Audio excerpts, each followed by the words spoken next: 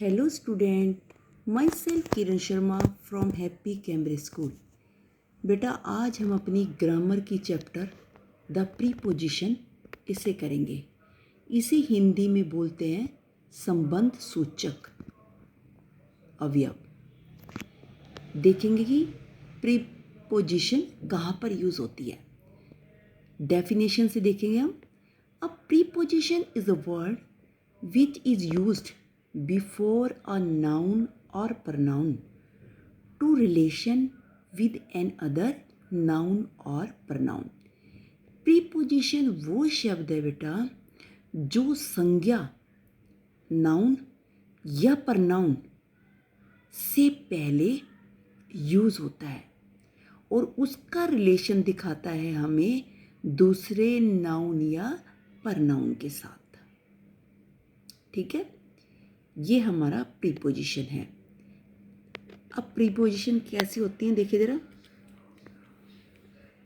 इसमें एग्जाम्पल में देखेंगे। My mother is standing among the women. जो ये अमंग लिखा हुआ है ना बेटा, ये प्रीपोजिशन है। After, in, behind, up, between, over, with, on, by, after, down, at, in, at, ये सब हमारे प्रीपोजिशन है। अब ये हमें कहाँ कहाँ पर यूज़ करने हैं ये मैं आपको बताऊंगी ज़रा। सबसे पहले देखिए ज़रा,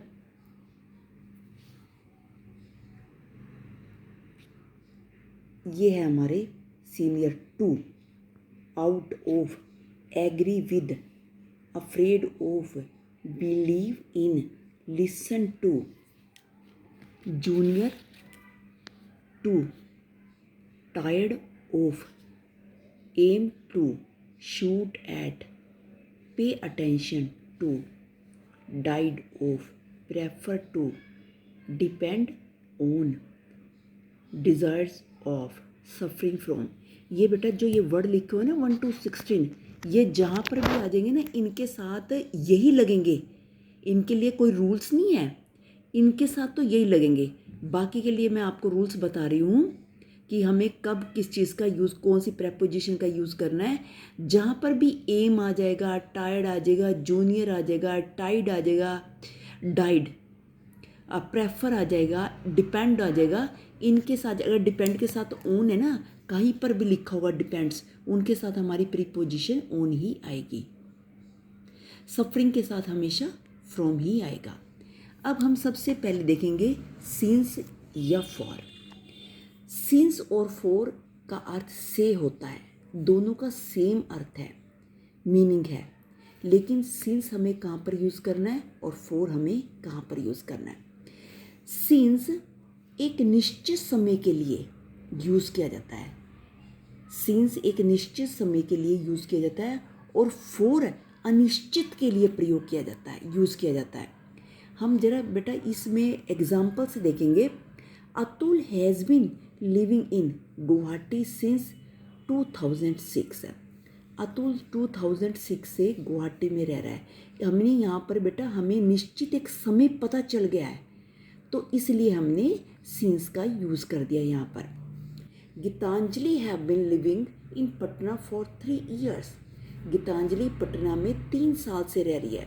अब मुझे ये नहीं पता बेटा कौन से 3 साल से रह रही है, अब वाले या बहुत पहले वाले, यहाँ पे अनिश्चित है, इसीलिए हमने यहाँ पर फॉर का यूज़ किया है।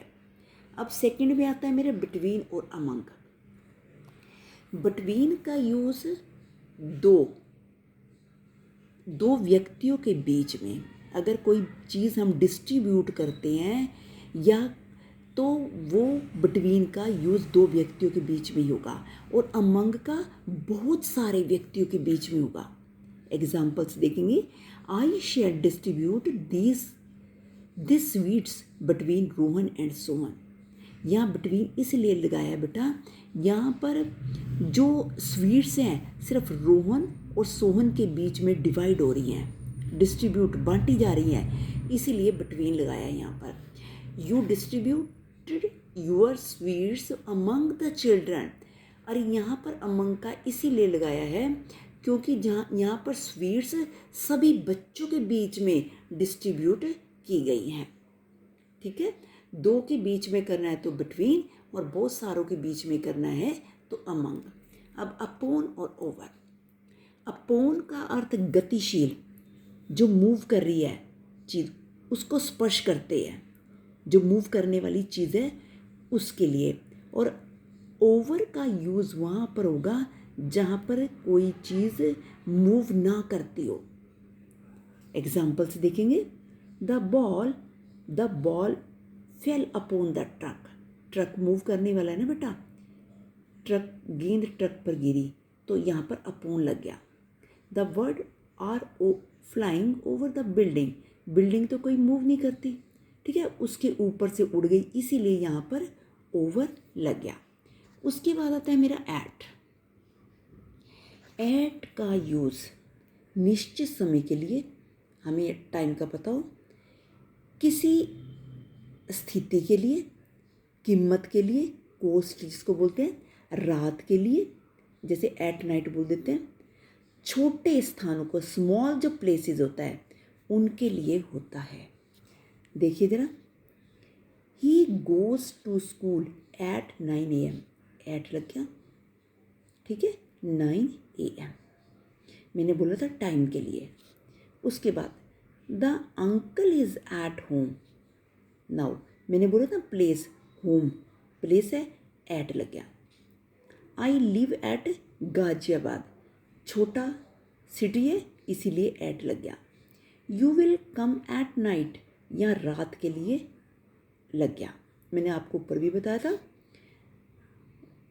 The avocados are selling at 50 rupees a kilo, यहाँ पर कॉस्ट है इसीलिए हमारा एट लग गया।